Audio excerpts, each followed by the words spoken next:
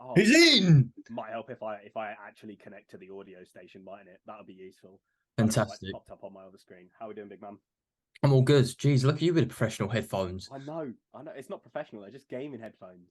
The bass on these is great. That's why I fucking love them. I was gonna say they look like sound cancelling headphones. Yeah, they're like they're. I think they're Razer Naris, something like that. I'm a Razer fanboy, so I was everything gonna say I've got me. like Razer mic, Razer mouse, Razer keyboard. Like I'm a gamer through and through. It's class. Right. So Cam is currently stuck in traffic. Mm-hmm. So he potentially might join us. He potentially might not join us. But we'll just get straight into it, mate. Yeah, yeah, no First stress. things first. Tell me about how is everything going with you? It's all right. It's not Mm, too bad. I mm, think at the moment it's just the routine is getting me through it. I am yep. tired in and of myself. I know my body hurts. I wake up first thing in the morning and I'm just like, oh fuck, like here we go. But I know I've got a job to get done. Hmm. At the end of the day, mate, that the fact that that is like the glare is so bad from that is really annoying me. It's like The I'm sideline would be shocked. unreal though for shots. Um, yeah, so the routine is definitely getting me through it at the moment. Food isn't too bad, so hunger's not too bad. How much are you on? Uh, three, just under 3.1 on training, and just under 2.7, 2.6 ish on rest. Okay, so you're not trenches yet. No. But it's 230 minutes of cardio a week.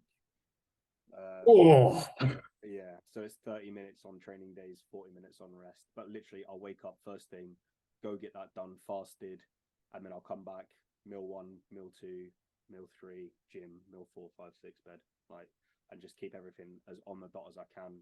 mm. Just that way, just everything flows. I know when the next thing is happening, and it's just like mini goals throughout the day. It's like, okay, we get through to cardio, cardio's done. We get through to meal one's done, and you're just ticking off the boxes as you go. And Mm. just being able to do that is so nice Mm. because you're not thinking, oh, I've got 8 more weeks or 7 more weeks of this.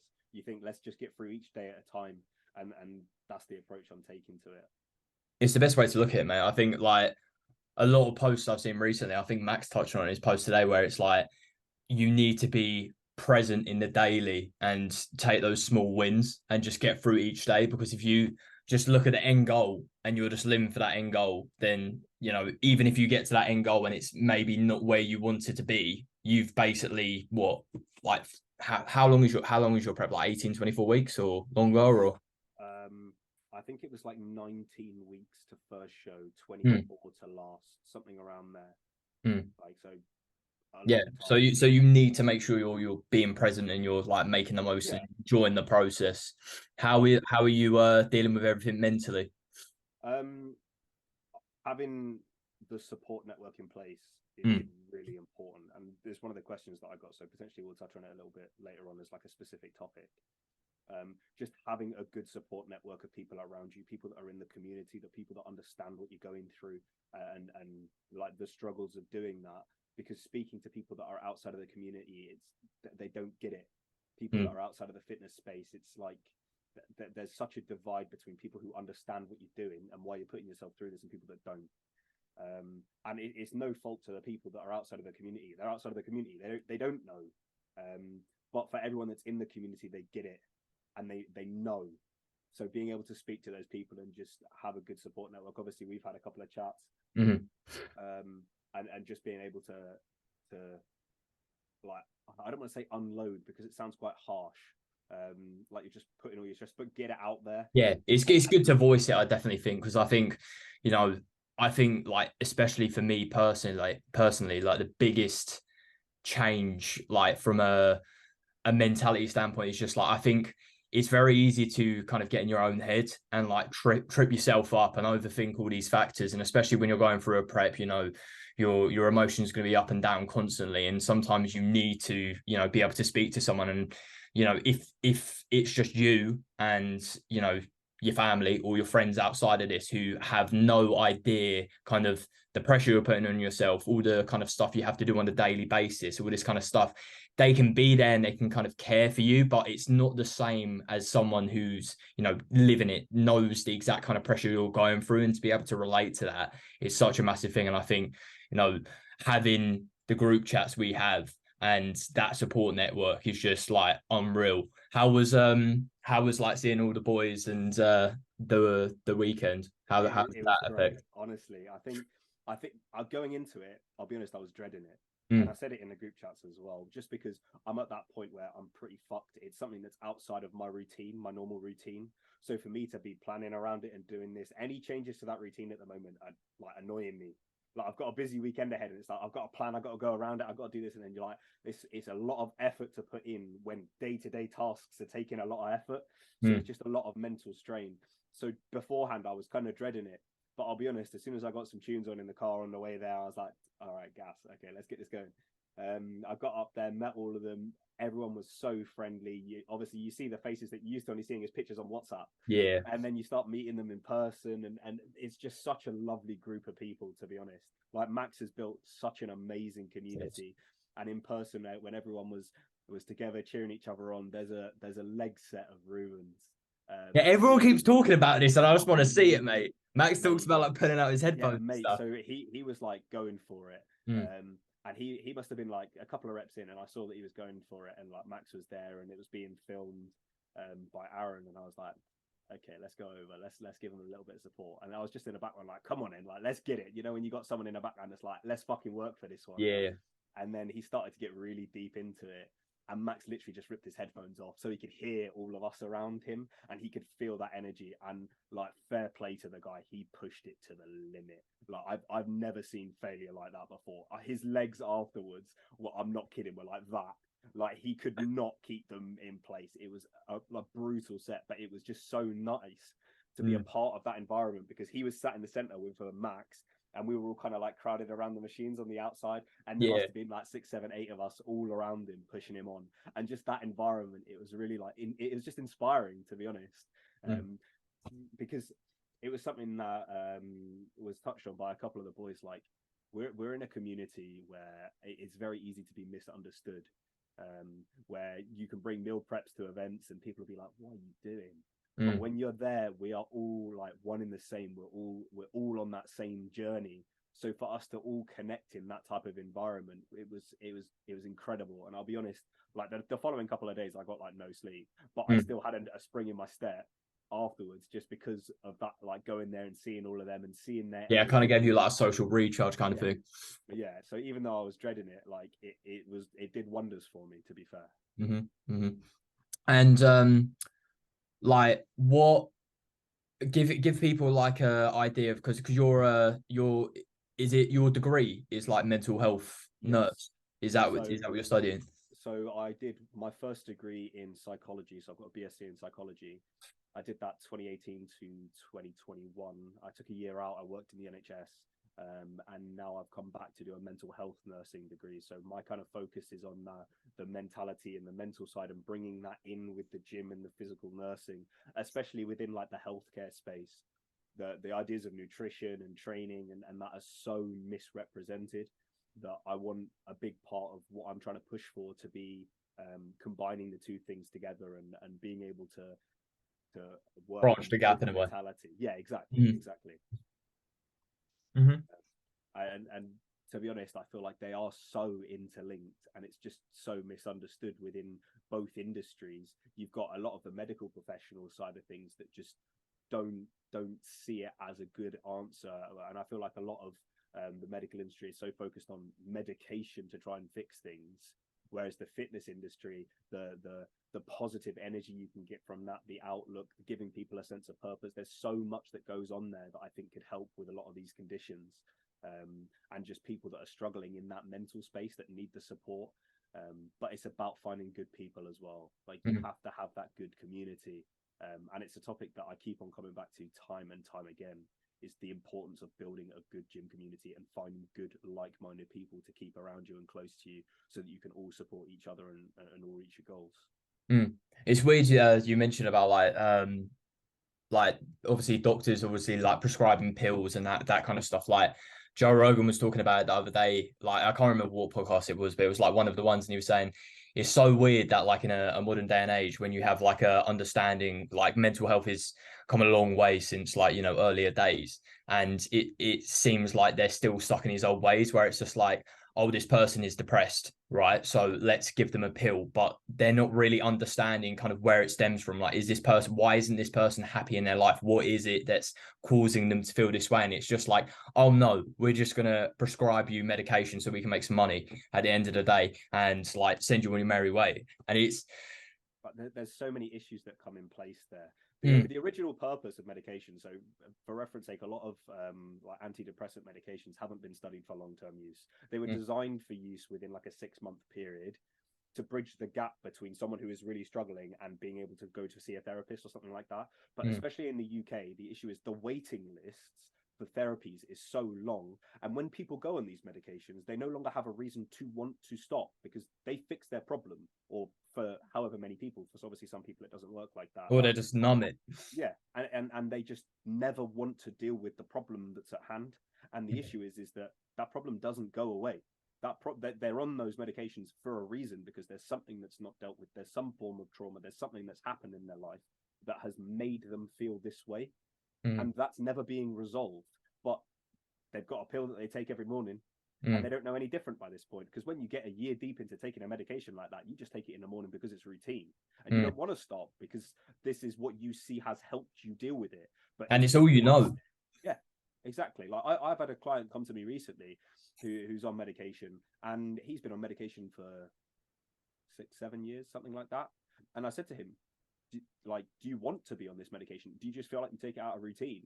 Like where's your head at when it comes to it? And he was like, yeah, like it does feel like it's routine. Like I've never dealt with it. And the times that he's tried to stop, the doctors have done horrendous things with his medication. Obviously, medications like this a lot of times have very harsh withdrawal symptoms. So you can't just take them out and stop. It doesn't work like that, because your body cannot cope without the medication after it's been on it for that long. The withdrawals are horrendous. And so if you just half someone's dose, it doesn't work like that. And they're going to think they need it even more because they're experiencing withdrawals. So that there's so many issues with the medication side of things, the way that the UK runs it, and potentially worldwide. And it's such a massive problem when they're giving out like candies that people just don't deal with the underlying problems at hand. And this isn't the case for everyone. Some people that there are genuine reasons for them to be on it long term. Don't get me wrong. Like, it definitely is an issue where it's just being overprescribed, and like they're not looking too deep into it, and they're just saying, oh, quickest way to solve it, just take this and we'll deal with it later down the line, and it just gets pushed back and back and back. And I think the lack of certain areas of having like NHS staff. So when it comes to therapy lists, you could have a consult within what I think it's like 2 weeks at the moment. But all that consult is to figure out which area you need to go into, and then you're on like a 12-month waiting list. And by that point, you're like, I'm not waiting 12 months for it. And then where do you sit? People don't want to pay to go private to get therapists and deal with the issues, because actually actively wanting to deal with your issues is something that's like an achievement, because it's way easier to run from it than it is to actually deal with it. But for people to move forward in their life, they do need to deal with it. And I don't have a problem with medication when it's used correctly, or at least the way that I see it as being used correctly. It's obviously a subjective thing, but that the issue is that it needs to be used alongside other methods of dealing with the problem at hand. And I don't feel like it's used that way a lot at the moment. But yeah, once again, this is a very like subjective view. Different people view things differently, and there is no necessarily one right take on this. But the way that I see medication is that it is overprescribed. There are a lot of people who've been on it long term that have never looked to deal with their problems and understand themselves and why they feel this way, and that's just led to a massive overprescription of these medications. And have you like experienced this firsthand? Is that like what got you kind of down this kind of like path, or is it just, you know, something you recognize as an issue and it's something you thought, I can try and tackle this? So in terms of my personal experience, I was on antidepressants from like 16 to 21. And I went off like 5 or 6 different medications. So in terms of like first-hand experience, I could definitely say that I have some. And that's why when I said about the withdrawals being so bad, I know firsthand, like coming off those medications is just something that no one ever wants to experience. What is the kind of like withdrawal like? It's quite hard to explain. It's like physical pain, like a craving, like a coldness, shivers. It varies quite a bit person to person, but it just makes you feel like you've been hit by a train. Yeah. It is just not a pleasant experience. Think what alcohol withdrawals would be like. It's the same principle. Your body just becomes reliant on it. And how a lot of these antidepressant medications work is, so for example, selective serotonin reuptake inhibitors, they prevent the reuptake of serotonin in your system, which means that your body has more serotonin available. And serotonin affects loads of things in your body. So when you start playing with that level, well, firstly, when you go onto the medication, there's like a 4 to 6 week adjustment period or so, before it starts to become effective. And in that time, your body is basically going, what the hell is going on? And so you'll go through side effects. You can get worse before you get better. One of the main side effects of antidepressant medication is depression, because your body just doesn't know what it's doing. It can mess with your sleep, weight gain, appetite, everything under the sun in that period, just while it's figuring things out. And it does the same thing, but worse when your body becomes reliant on it on the other side. It can completely throw you and just, make things worse before they make it better. And obviously, if you're giving this medication to a person who is depressed, who does have suicidal tendencies or whatever the situation is, and you're going, take these. By the way, they can cause depression. It's like, there's risks associated with that, and generally when these medications are prescribed, you do need to have a checkup. It's generally monthly. I think at the start it's after like 2 to 4 weeks, and then it slowly gets longer over a period of time as to if you need it and if you need to adjust the dosages. But you do need to have follow-up appointments and this, that, the other.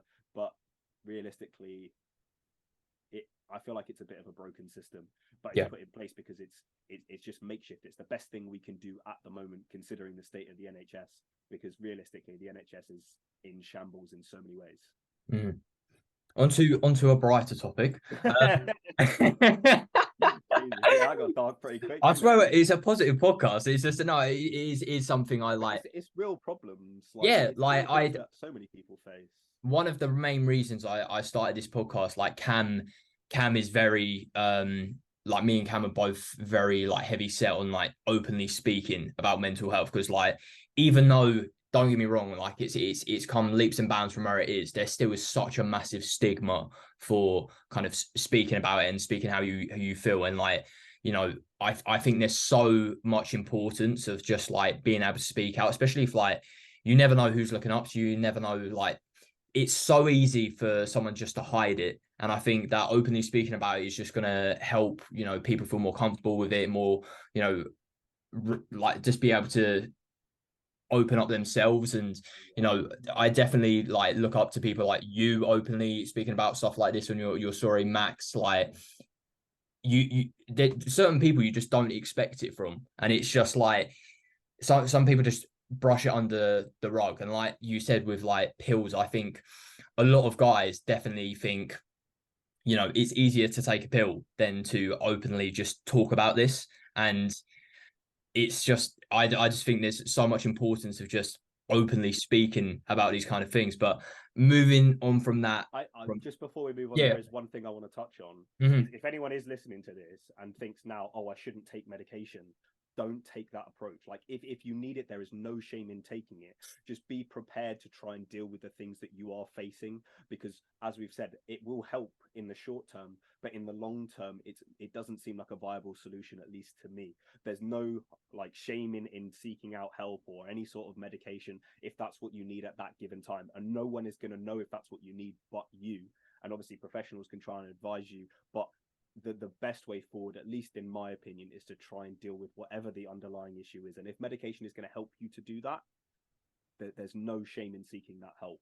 So I just think that's an important disclaimer to put out there. 100%. Because obviously speaking about medication the way we have, some people be like, I don't want to do that now. Yeah. It's not a case of that. I'm not speaking down about people that take medication. And as I said, I know people that take it. I've taken it myself. I've been down that route. You're just giving your take. Yeah. Don't be afraid to reach out to people if you do need that help. What I was going to ask you is, how did you get into bodybuilding? Like, how long have you been doing it for? What actually made you want to start pursuing it? And then when did you take the leap to become enhanced? Okay, so I've been in and out of gyms since I was 16, like sixth form type of time was when I started going into gyms. And I think it was more just like physique development. I just wanted to look better, feel better about myself. I was always kind of like that like skinnier kid. I did like swimming and long distance running and stuff like that, so I was not built in any way, shape, or form. And I think there was just an element where I just wanted to feel a little bit better about myself, put on a little bit more muscle, gain a little bit more self confidence. And then when I was 18, just before I went to uni, I kind of really started to get into my stride in terms of routine and doing things properly. At that point, I felt like I was doing things properly, and later on down the line, I realized I really wasn't.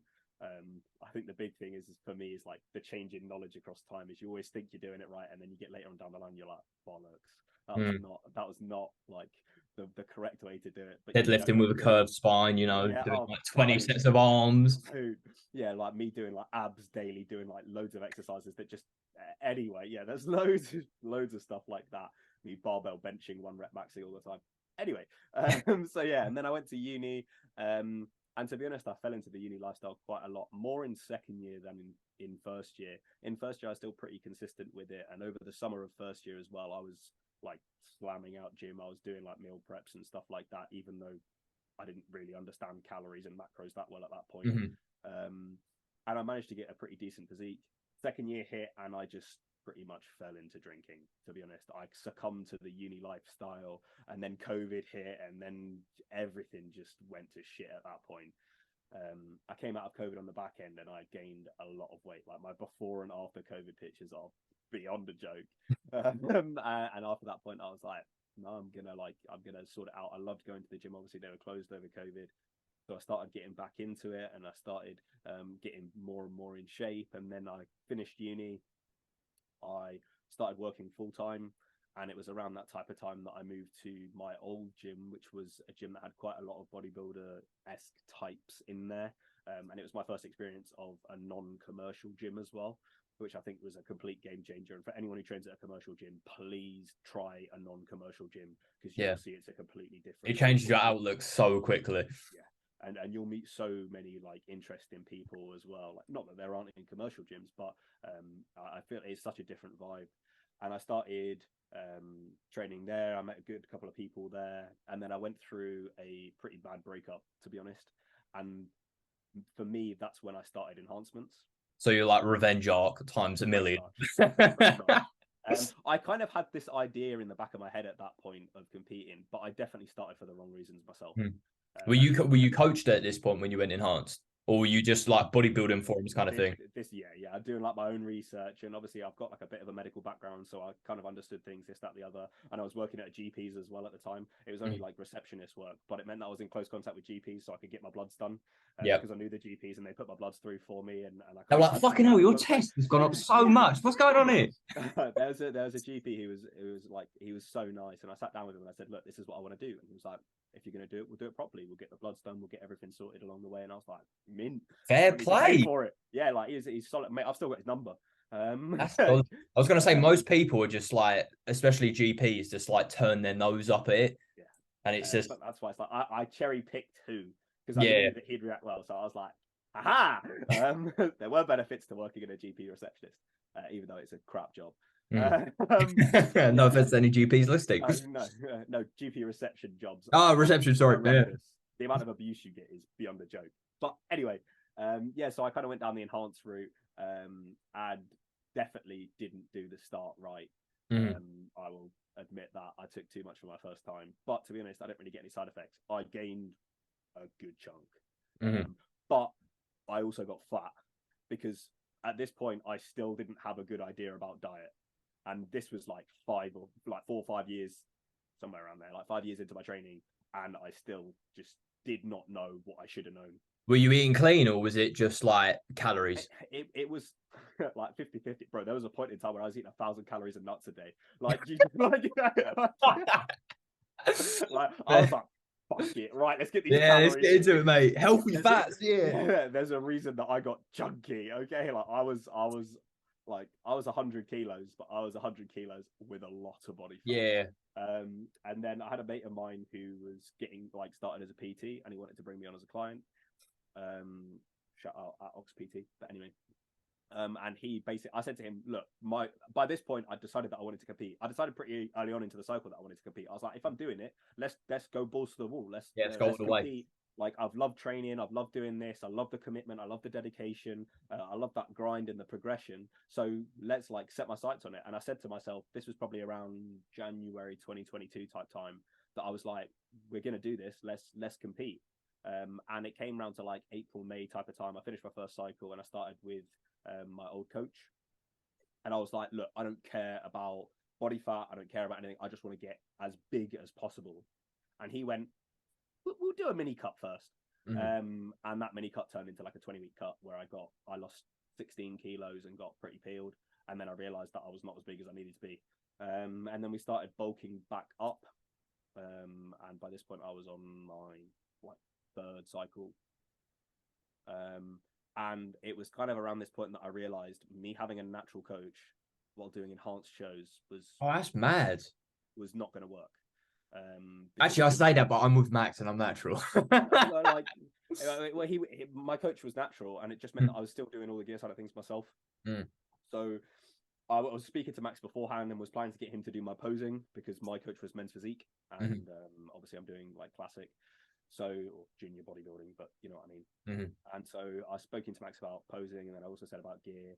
And at this point, Max went, mate, I'm going to be doing most of the stuff for you in the background anyway. You might as well just jump on and we'll kind of start working together. And I spoke to my old coach about it, and he was like, mate, completely understand. Like, it's the best move for you moving forward. So I support you in doing that. So I left my old coach, moved to Max, and I was with Max towards the end of that cycle, and I've been with him ever since. And since then, it's just been up and up and up. Obviously having Max for the gear side of things, Max's experience, he's 29, and my old coach hadn't been in the game that long. So just the jump in knowledge and experience was incredible. And yeah, it's been, I don't want to say a success story ever since. We'll see how competitions go. But that's just like a brief rundown of my history as far as gym goes. But I think the main points to take out of that is, firstly, I didn't feel like I actually knew much about training or diet until probably about just over a year ago, to be totally honest with you. And it's only then that kind of everything clicked. And since then, progression has just been stupid. As soon as everything got in track, and as soon as I started tracking everything and understanding diet and understanding training and biomechanics, and there's a part of me that was just like, imagine if I knew all this sooner. I always say this to people, and we've said it previously on the podcast, like, you know, everyone is going to make mistakes, and obviously you didn't know better at the time, but like, if anyone's listening to this, you know, make sure you have a base knowledge of, you know, training, nutrition, you know, sleep, all these small habits. Even if you think it's like such a small thing, it has such a big impact on how you perform, how your mindset improves. And like, if you introduce, you know, gear early on and you're not nailing the foundation, you are basically just, you know, driving your car in first gear. Like, do you know what I mean? Yeah, there's and I'll be honest, all of these things a coach will help you to achieve. Like, and obviously a lot of people are like, oh, coach, it's a lot of money, this, that, the other. It can be, depending on who you're going with. But literally getting yourself even like a lower entry level coach who can help guide you through this will change the way you train and change the way you see nutrition entirely. And obviously this sounds a bit biased with both of us being coaches, but like, genuinely, as soon as I got a coach who just kind of smacked me into the like knowledge side of things, completely changed everything for me. And since then I've done so much more research into it, and just my knowledge is exploded, like absolutely exploded. And so is my progression in that time as well. I think it's important as well, like, it's so, you gain so much knowledge from being coached by someone who's done what you want to do. It's like when you get a job and you work underneath someone, like, you're learning firsthand from someone who's walked the walk, and there's so much value in just being able to do that. Yeah, like at the end of the day, as you said, they've gone down the path that you've gone down, and so for you to learn from them, not make the mistakes that they made, and you just save so much time. And I think like time is a big thing in this game, especially if you're a competitor. Obviously you have a limited time. For me, I'm still a junior and I can compete in juniors now, but if this whole time scale was pushed back a year, I probably wouldn't be competing this year because I wouldn't be big enough to go against the over 24s. So timescale is a huge thing, and the earlier you can get that knowledge up and start learning about nutrition, what to do, why to do it, training, why we're doing certain things, biomechanics, it will change your progression entirely. Mm. And I know we've talked about it before. What shows are you doing? How many are you planning on doing? So the plan is for we'll start off with 2 shows. So the first one is PCA First Timers on the 24th of September, and then I'm also going to do a FitX show on the 1st of October, and I'm hoping for finals from both of them. So those are a week apart, and then there's a week gap, and then the PCA finals is on like the 14th, 15th of October, and then the FitX finals is 21st, 22nd of October. So it'll be 2 weekends of shows, a week off, 2 weekends of shows if I get the finals for both. At least that's the rough plan at the moment. There might be a little bit of play with them. But yeah, I'm currently sitting 7.5 weeks out, something like that. Lovely stuff. And have you fought past that point, or are you just keeping? So me and Max have kind of planned across for the next like 2 years or so. Sorry, I just got a hamstring cramp. Oh, fuck me. What the hell's just happened there? I just got hamstring cramp. Oh. Yeah, I'd literally never had like a bad cramp until the other day. And mate, I've had nothing like it. My quad I could not move it. I got a forearm cramp yesterday brushing my teeth. I was like, what is going on? Yeah, so plans. So we're gonna compete. Obviously, that is up until the end of October. And then we're gonna go straight into the off season, straight to start pushing food up. And then we're gonna basically keep on bulking until probably around mid next year. Go into like a mini prep, just to obviously control body fat, get the food sensitivity back, and then go into a bulk again, or back into the same bulk. And then the plan at the moment, roughly, is for shows again in like April, May 2025-ish. The only thing is because I'm a nurse, I'm on placement a lot next year. Yep. And then by the time that 2025 rolls around, I will have a management placement, and I don't know when all those placements are. So managing placements with training and nutrition is going to be something that I'm going to have to play by ear a little bit, because I don't know what my placements are going to be looking like at the moment. But that's the rough plan. And then long-term goals will be pro card within the next 5 years. That's what I want. I can see it happening, mate. I have full faith. And it kind of links back to what you were talking about earlier. Is like, it's nice to have these goals in place, but you got to celebrate the smaller wins as well as you go, because yeah, that's what a plan for the next 8 weeks, 2 years, 5 years. But there's going to be so much that happens within that time frame that, as much as I have these goals in place, I'm enjoying the journey, man. I'm loving prep. It's difficult, but you're learning so much about yourself, and it's just being able to be present in the moment and take the lessons that it's teaching you along the way. It's just so important as well. What are some takeaways you've had from prep so far? The importance of having those people around me is the biggest one. And just surrounding yourself by like-minded individuals who want to support you in reaching your goals. There's too many people that are like competitive or jealous or don't want you to see well, or who will be there at the end to be like, oh, you did amazing, but not through the process when you most need them. And for me, at least with the group chat as well, like, this is such a big thing that I've said along the way. For me, if I do well at competitions, it's a success for me, but it's a success for the people around me as well. Like, I'm not keeping that to myself. It wasn't all me. Yeah, I'm going through the process and I'm doing this, but like people like yourself, for example, who have supported me so much throughout this process, it should be a massive win for you as well. And I want to share that win with you guys. Like, it's not a selfish thing. I'm not going to step on stage and say this was all me. I've had an amazing support network of people around me, and it shows you who those true friends are. It shows you clear as day, because the people that you thought were there for you before, who now don't understand and don't want you to do well, and aren't willing to like work with you, that it becomes so evident. And I genuinely believe that there are points in your life and things that you will go through that will show you who your true friends are. And for me, prep is one of them. Like, it just becomes so apparent. And I think the other thing about prep, you spend a lot of time by yourself. So it gives you a lot of time to think and reflect and understand your reasonings behind why you're doing this, to have such a strong mental state. And you have to, because otherwise you sit here going, why am I doing this? And if you're doing that, then you can't find a good answer for it, you ain't going to keep doing it. So you do have these mental battles sometimes, and you need to be so sure of yourself. And yeah, there are times in this prep so far that I've questioned myself, and I've questioned like, why am I putting myself through this? Like, what am I getting out of this? But I'm still here, which means that I found that reason for myself. That it's like, this is good enough for me. Like, and I'm set on doing this regardless. I think we should get into some questions. Yep.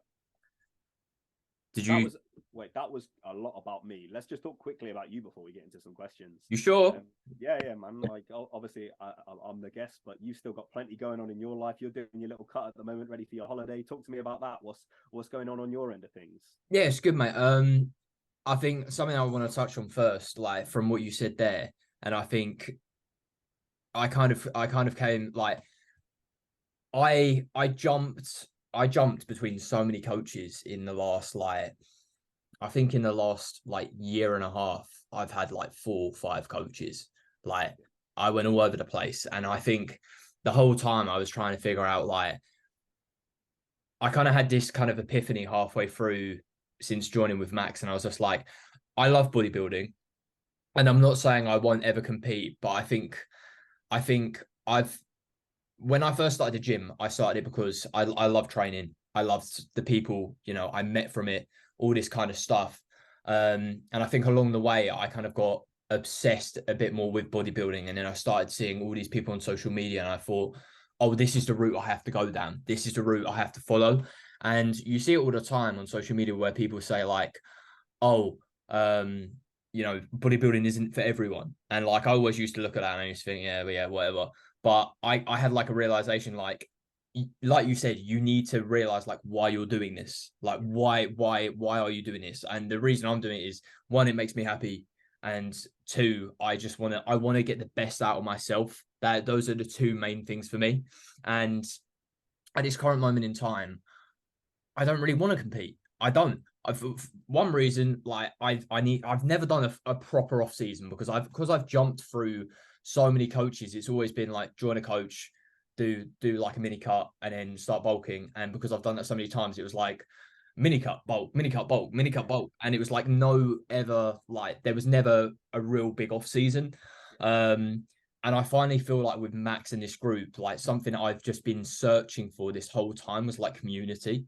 That is such a big thing for me because, when I initially started training, I started with my mate Matt, and I still work with him to this day, just at Sainsbury's doing bits here and there. But that once you kind of lose companionship and you're just doing this kind of thing on your own daily, I started putting so much pressure on myself to be I've talked about so many times, but it would literally get to the point where it's if I'm training at another gym and I can't access this equipment, or if I'm doing exercises in the wrong order, or if I'm not getting my macros to a T, or if my sleep is a slight bit off, and it was I'm not living my life. I genuinely got to a point where I wasn't seeing friends. I was isolating myself, and I was bodybuilding is taking away from my life more than it is giving me, and that isn't what I want. And I feel through this group chat, it's made me realize I can do both at the same time. Yeah. And I feel I kind of needed those personalities like Zhao, these other people who aren't just I respect and I love everyone who's in the group chat and they're pushing bodybuilding to the extreme, but it's nice to have, the other half where it's just I'm still doing life. Yeah, exactly. And I feel I needed to see that option because my following, I went on following spree because my following was just pro bodybuilder, pro bodybuilder, pro bodybuilder. And I literally went enhanced last year, and we talked about in the group chat today when we were talking about a lot of people taking gear for the wrong reason. And I was at a point where I was just don't like my physique. I feel shit about myself. I want my business to do better. And that is not the right reason to do it, at all. So I had this realization and I was I don't need to just do this one way. I can still live my life. I can still enjoy bodybuilding. And later down the line, if I want to do that, it's an option. It's still there. The stage is never leaving, as corny as it is that everyone says that, but still. and definitely being a part of this process now, I know Mm. this isn't for everyone. Mm. There are not many people, and like it's given me a whole another level of respect for people that do this regularly. Oh, 'Cause 100%. not a process that you can just put yourself through and you have no repercussions. There are repercussions on yourself, on your social situation, on your relationships, on every part of your life. There is so much strain that comes from it that if you don't have that good enough mental reason for you to do it, you're not only not going to enjoy the process, you're not going to do well either. Like you have to be so sure of yourself. And I think for people that go to the gym and just do it for the as you said, there's a level of balance. You still enjoy the progression, you still want to get better, but you don't need to push it to that extreme. Yeah, you And don't that need extreme to is not for isolate everyone. yourself from life, and your life is purely just this one thing. Yeah. And it's just, Yeah. I think I realized like halfway through, before we like started dieting, because I think we were initially bulking for a bit, and I was just like, I'm gonna get lean for holiday because I've never been lean on holiday, and I just want to do it. And I'm not even gonna take my top off because it's like we're not going to a pool or anything. But I was like, fuck it, I want to do it. I want to get lean. I want to put myself in a good position for an actual good off season. And yeah, it's been like we've had like slight hiccups here and there along the way, but like everything's back on track. I'm very happy with how I'm looking currently. I feel like the biggest thing for me is just like I've kind of just like eased off. Like if I have these small slip ups here, instead of like beating myself up and being like, for fuck's sake, why do you keep doing this? Why aren't you just like a robot in a way? It's allowed me to progress so much more because I've pulled that pressure off. It's just like, you have to understand you are human. You are gonna mess up here and there. It's like you with your rice situation, Don't. Please tell him about that. Okay, so I was measuring my rice and I realized that I'd been tracking it wrong, and I've tracked it wrong ever since I started tracking it because I was doing it off of uncooked weight and when it was cooked weight. But I had kind of accounted for it. It wasn't that far off, but I looked at it and I was like, I am 250 grams of carbs off. Like this is ridiculous because I just swapped out my carb sources. So I was dropping weight. I dropped like 4 kilos in 10 days. I looked at it and I was like, were you and Max not like, what the fuck is happening? No, I was looking at it. I was like, what? Something is not fucking right. So I went back through and I was like, bollocks. And then I looked at it and realized that I had it was like 20 grams of carbs off. It wasn't that bad. So it wasn't that but big. I just got so in my head. I was like, oh, fuck. But I think you touched on a good point there of like the pressure that people put on themselves. And I know that's something that I'm not good at dealing with. I put myself under, I hold myself to such high standards and I put so much pressure on myself to do well. And it's something that I've been reflecting on a lot recently. And it's something that I've had quite a few people say to me as well. It's like, you're in a really good spot, like, but you don't seem like you know that.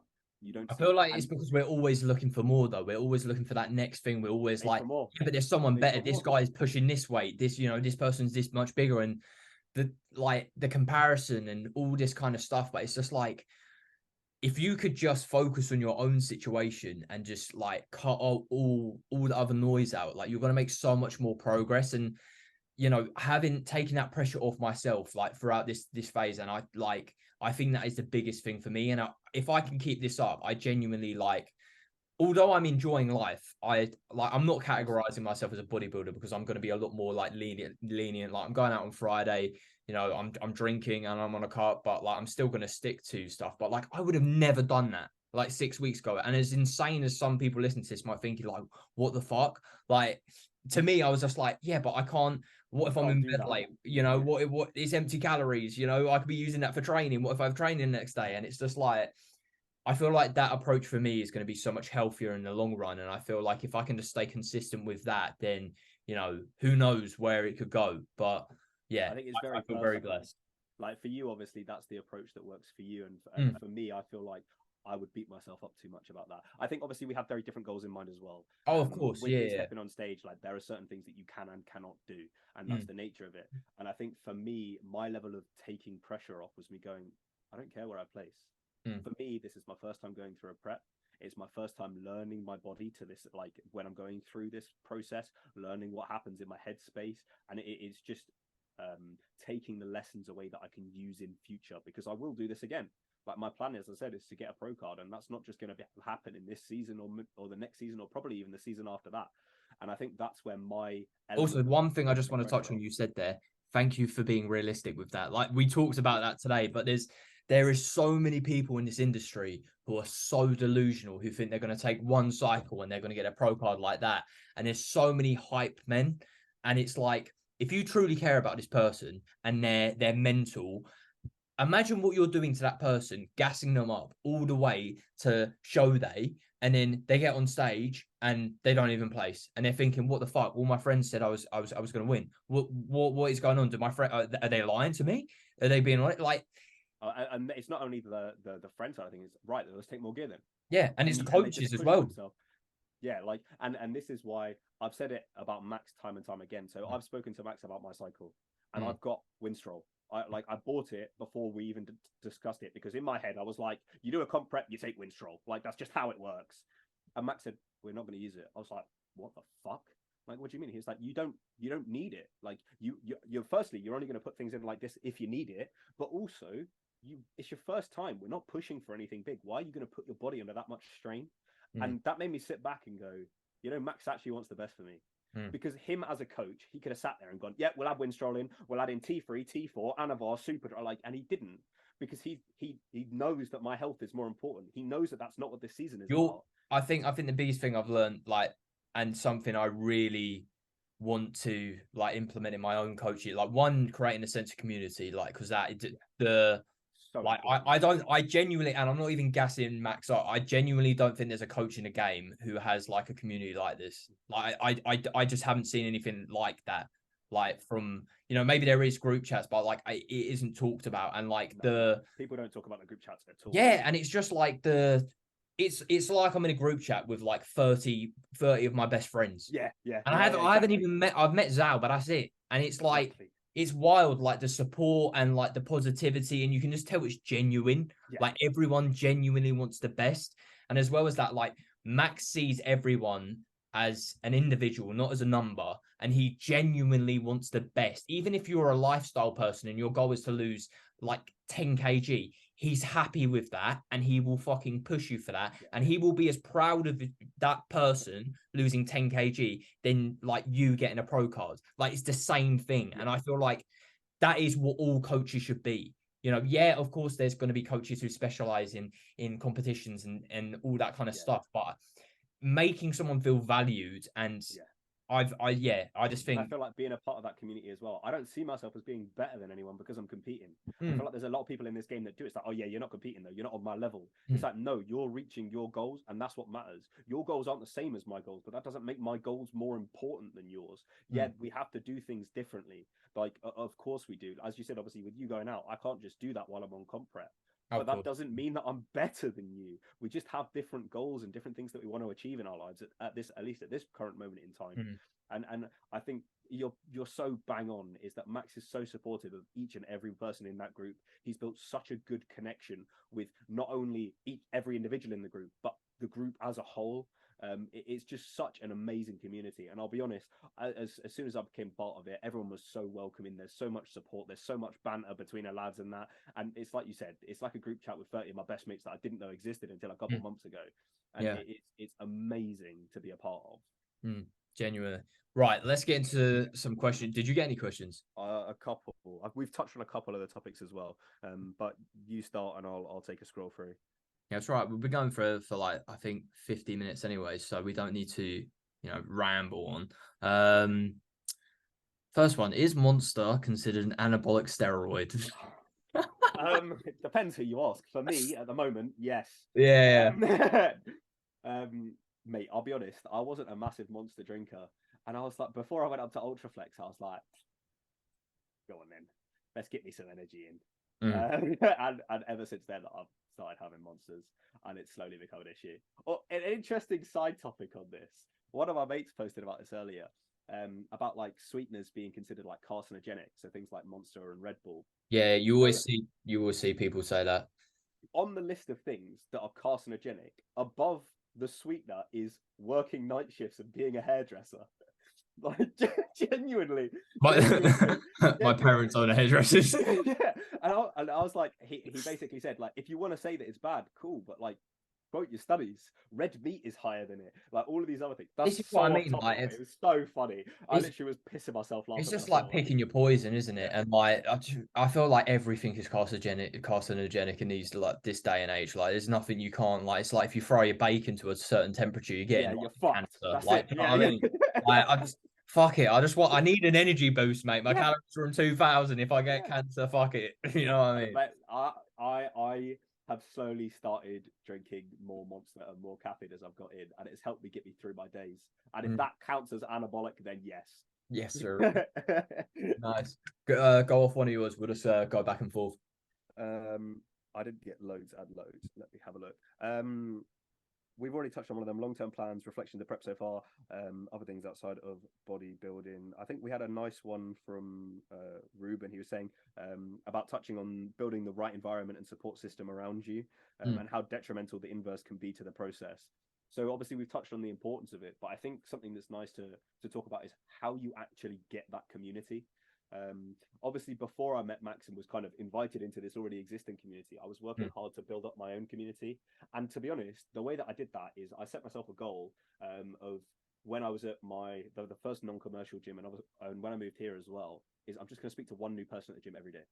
Like, go up to them and just be like, what's your story? What are you training for? Like, just start the conversation. Most of the people that are in the gym, especially bigger guys as well, are so happy to talk to you and tell you their story. And from that, you'll make connections, and you'll go in there and you'll see them at the same time, because generally people are trained at the same time. And all of a sudden you just walk in and it's just a friendly environment, rather than going in it's just a bunch of strangers around you. You go and you're like, oh, you're right, how you doing? Like, I'll go into my gym, there's like 50-year-old guys that I'll see, there's 18-year-old guys that I'll see, there's like 50-year-old women that I'll see. I know the coaches, I know most of the people that train at my gym, just because at some point in time I've had a positive interaction with them. And I think that's the important first step is, yeah, you can go into the gym and you can kind of do your own thing and keep your headphones on, but if you want that support community, you need to actively seek it as well. And if you're too scared to ask someone's story, I find like the best way, like some of the, like there's multiple people in my gym I talk to on like a daily basis if I see them. Just ask to work in on a set, like, because that's literally how, like, you'll just end up naturally talking. It's so easy. Like, you'll get the odd person who'll just be like, "No, I've got 50 sets of lateral raises here." Like, all right, mate. You know what I mean? But like you said, the majority of people, even though a lot of people will look, intimidating because they're, dying because they're training their heart out, everyone in there is trying to get the same thing out of it. At the end of the day, it is a positive impact in their life. And I think most of the people I've met from the gym are some of the friendliest, nicest people ever.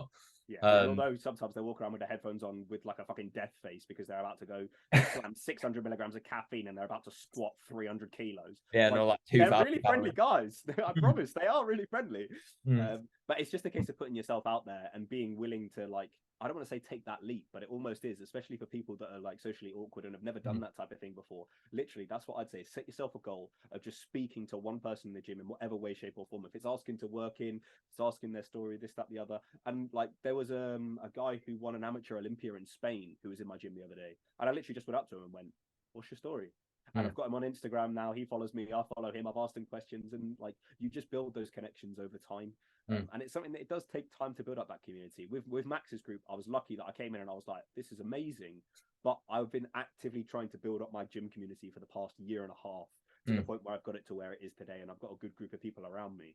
And it's something that you're not just going to fall into 99% of the time. You have to actually actively. You need to seek that discomfort. Like, I'm not gonna lie, I remember the first time Max put me in that group chat and I saw all the messages coming in, and I'm not like, I genuinely shat myself. I was like, because I've been so used to group chats in the past where it's just like you say something, you get mugged off. Do you know what I mean? So I was expecting to put stuff in there and I'd be like mugged off, but like straight away, well received. And I think something else is being completely honest and being your true self. Because if you want to, create a community, I feel like there is so much. I feel like there's barriers people naturally have, and if you just lower those early on, like, of course, for certain people, it's going to take longer, but if you show someone, vulnerability in a way, and we've had deep conversations which I haven't probably even had with some of my close mates, but like the sooner you do that, the deeper those relationships go, because you have deep conversations, not just asking, "Oh, what'd you do at the weekend?" And you have to find the right people to have those conversations. Of course, There's like a level of feeling, because there's some people Fucking Bro, you need to get hamstring. that unlocked. You need to sort that. Jesus.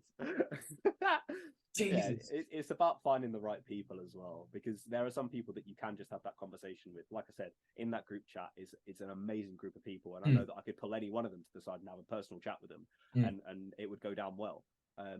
But realistically, get yourself out there. You'll very quickly learn who is and isn't friendly, and work towards it. And I think the other thing that Ruben touched on is that the negative effects of having the opposite.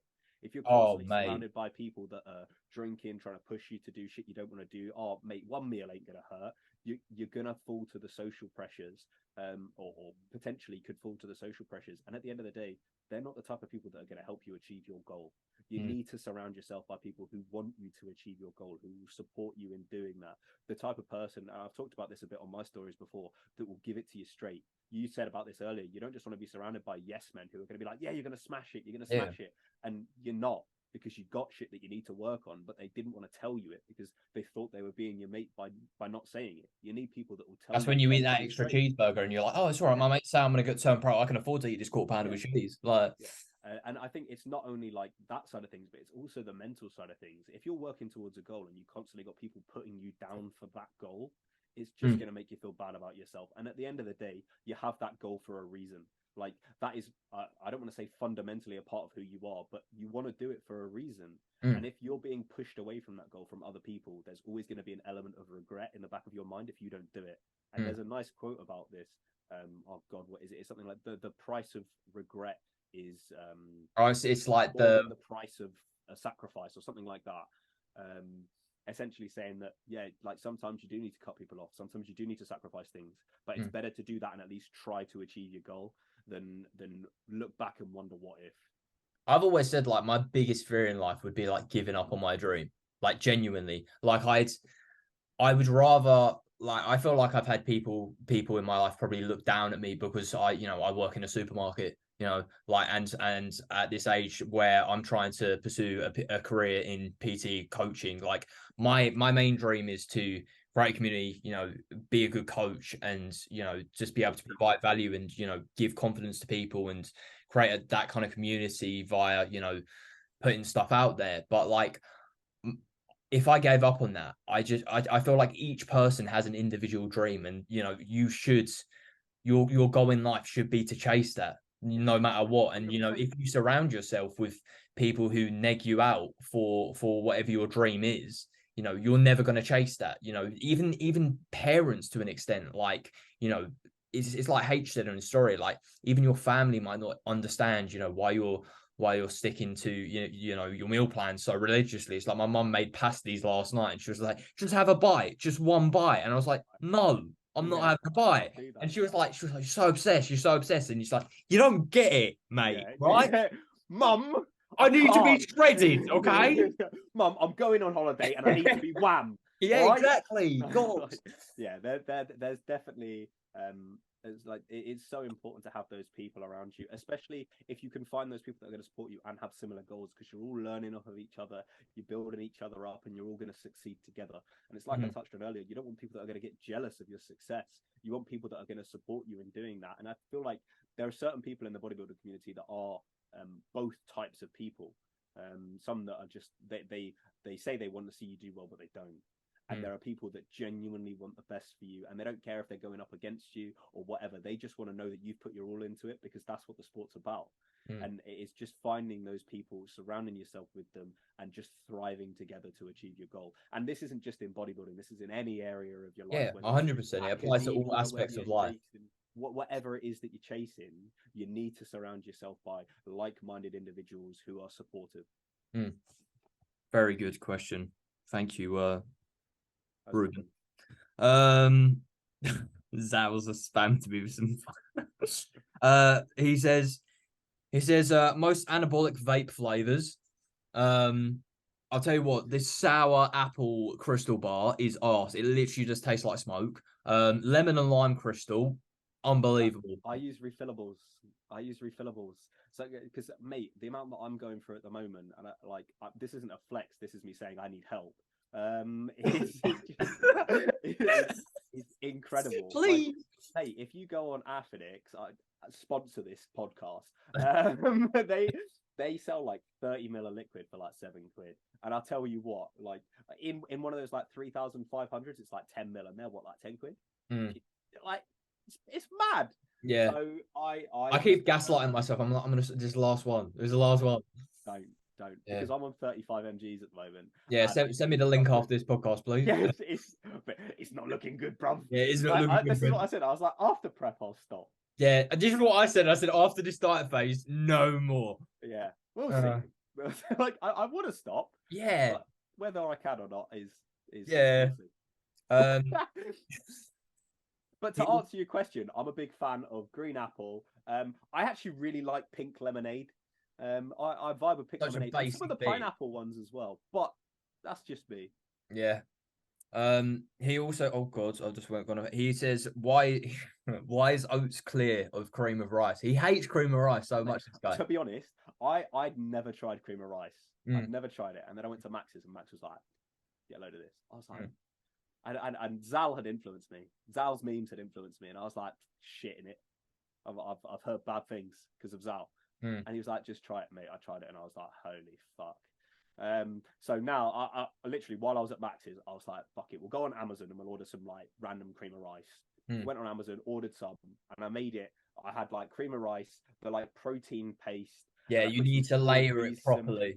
Some strawberries, some blueberries, a little bit of honey, some salt and some cinnamon on the top. And mate, it's been a staple ever since. And I tell you what, I got the Train by JP vanilla one.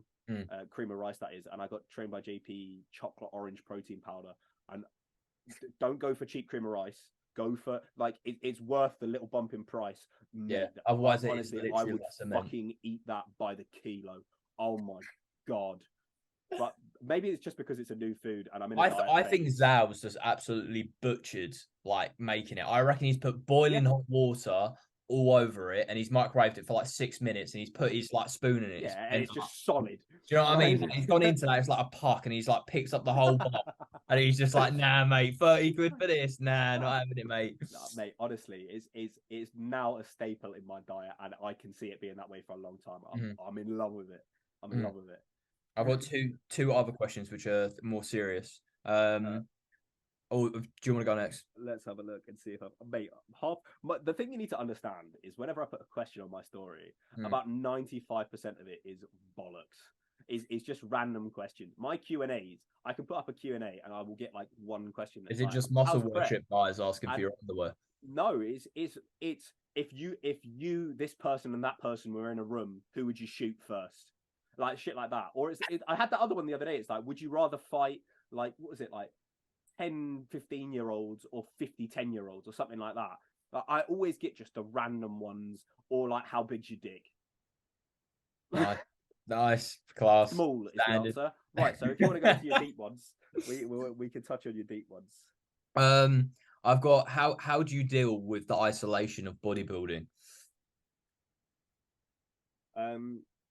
I think obviously we've touched on quite a bit. I think finding a community with a similar interest is a massive thing, because I feel like, for me personally, like I've always had like supportive friends with what I do, but I feel like not having that direct understanding of kind of the sacrifice you have to make sometimes, like it makes you question your own beliefs, and you're a bit kind of, I'm a person who gets very much in my own head, and you know, for anyone understanding coming into the sport, like you do have to make sacrifice. And don't get me wrong, you can do it and you can still make progress. But if you want to kind of go far within it, you do need to kind of, you know, make these said sacrifices, you know, day to day. So I think if you can early on surround yourself with people who are doing the exact same thing as you, you know, you can be a lot more flexible. You know, you can go out for meals with them because they're on the same kind of, you know, trajectory. You know, you can train with them. You know, you're not on your own constantly. Yeah, I think there's kind of a couple of different approaches I take to this as well. I think one of them is the mentality side of things. As we touched on earlier, you've got to be very sure of yourself as to why you're doing it. But I think a lot of people think of the isolation side of things as a really negative thing. But in a sense, and this was something that a different competitor actually spoke to me about. They said, it's you leveling up your game, and you won't be isolated. You'll be surrounded by the people that actually want to see you do well. So if you see it as isolation, that's the way you're seeing it. But what I think quite a nice mentality to have is, I'm doing this to better myself and push myself to that next level. 100%. This is what it takes. You can't put your energy into fake friends. You don't have that luxury like you potentially did if you weren't doing this. And I feel like those superficial friendships are just that they're not going to benefit you towards your goals. So you may feel isolated because you have to cut a lot of these links off, but it's you taking yourself to the next level and really upping your game. But for me, that kind of gave me a little bit of reassurance. I was like, yeah, like this competition or at least this competitive season is a big thing for me. So yeah, I'm by myself a lot, but I've got a good group of people around me, and it's me taking myself to that next level. And yeah, there's time I think if you're in your off season as well, it doesn't have to be as. That's what I was literally about to say. Like, unless you're prepping, like prep is the time where it is going to be, you are isolated because you are controlling all these factors so, closely. That's where it's like, yeah, you kind of need to isolate yourself in a way. But, throughout an off season, if you're growing, if you're doing this just for fun, bodybuilding doesn't have to be isolating at all. Like, you literally, all you have to do, track your macros, ensure you get good sleep, and, train hard. That's really all you have to do. You can make good, solid progress doing that. I think the other thing for me as well, and this isn't going to apply to everyone, is so I've spoken like briefly on this earlier, is I'm a gamer as well. So I've got that little community. It's like, if I want that little social touch, I've got little areas that I can tap into outside of bodybuilding. And I think having that is like a nice little saving. Having other hobbies is definitely a good way to. I think obviously you can't fully commit to other hobbies while you like bodybuilding is very intense, well, at least when you're in a prep, because that's the way it has to be.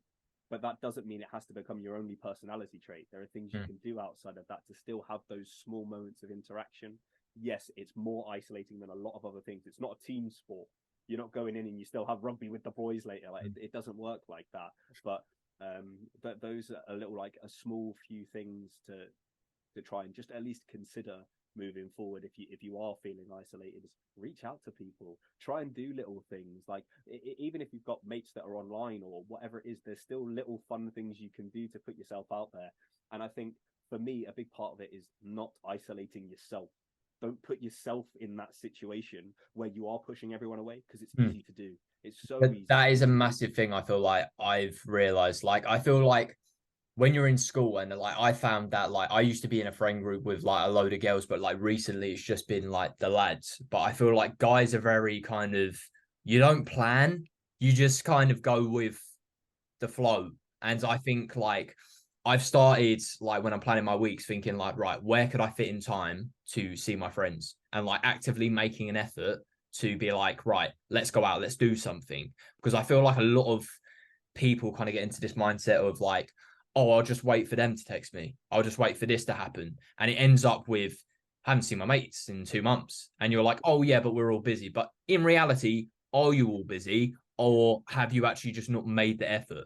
Do you know what I mean? The flip side of that as well is, though, is especially for like if you're on prep and all your mates are going out all the time, and they're like, oh yeah, I'm not going to invite you because we know you're going to say no. It's like, that's bad. You shouldn't do that. You should always ask. Always ask. This is what I mean, is it becomes clear who your true friends are, of who wants to spend time with you. Because if they were your mates and they did want to see you do well and they genuinely cared about you, they'd try and include you in other ways. So yeah, there is a sense of like reaching out, and I think if you have got the right people around you to do that. But also don't continue with those friendships that aren't going to be supportive of you as well. There has to be a bit of give and take. So as much as it's easy to try and reach out to the right people. All right.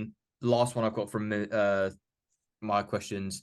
Where is it? How do you know when you're training with appropriate intensity?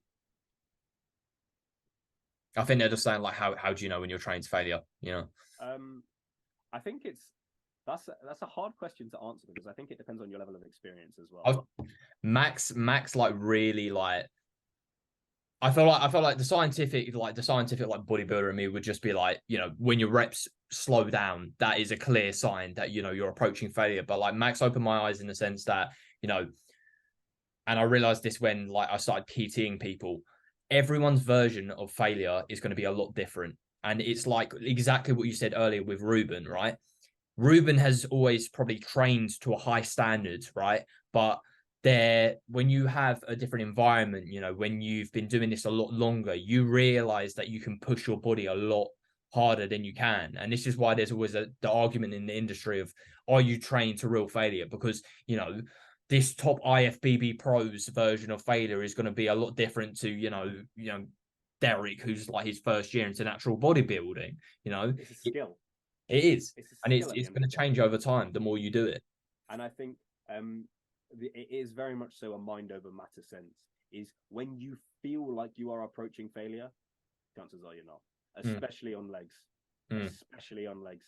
And I think that's why legs hits different sometimes, is because the intensity you can get on legs, your mind, if you want another rep and you really want another rep, you can probably get it most of the time. Like, at least I'd say for a solid like 85-90% of the population, if you really wanted to push yourself and you've got yourself in that headspace, you can get it. It is very hard to just give a set answer to, because it's so focused on where everyone's perception of failure is. And as we said, it's a skill and it takes time to build up and up. And I think something that, at least in my experience, is seeing someone else fucking go for it. Like, if you're training at a pure gym, no offense to people that train at pure gyms, and I'm sure there are people at pure gyms who train hard, don't get me wrong, but you go and you watch someone hit a top set in Rotherham, like at Ultraflex, and you're like, holy fuck. You sit there and go, I have been training wrong. It is a humbling experience when you train around people that train hard, and it makes you reevaluate yourself and go, I can work harder. Because I think failure is so subjective, it's difficult to say, oh, you're doing this. And as you said, you could put a boundary on it saying your reps are slowing down and you can't do any more. But I think there's a mental barrier there as well as a physical one. And the first boundary that you have to push through is that mental one. And a lot of times people won't get that until they've been there and they've seen it and they've done it. And then it opens your eyes. And then you realize, I can train a lot harder than what I think I am if I'm in that right space. And Max obviously did a thing about this, a story or a reel, I think it was, about going into a set with the right mentality. If you're going into it and you're like, oh, I just feel like this weight, and you get like 2 reps in and you're like, yeah, I'll top. Yeah, this is the working set now. Yeah, and you're like, no, you are not going to be in the right space to go, let's get this set, let's work. And I think having that is at least the first step in making sure that you're achieving that level of intensity. Yeah, that's all my questions, mate. I don't know if you've got any more. The rest of mine are pretty bollocks. Okay. All right. I'd say we wrap it up there. That was pretty good. I think that's like an hour and 40 minutes. Let everyone know your socials so they can follow you if they want to. My Instagram is Tom Pedder Fitness and my TikTok is tom.pedder. So drop me a follow on there. All the love is greatly appreciated. Fantastic. All right, guys. Thanks for listening. You know, as always, we'll be back next week, and look out for stories for questions. And talk to you in a bit.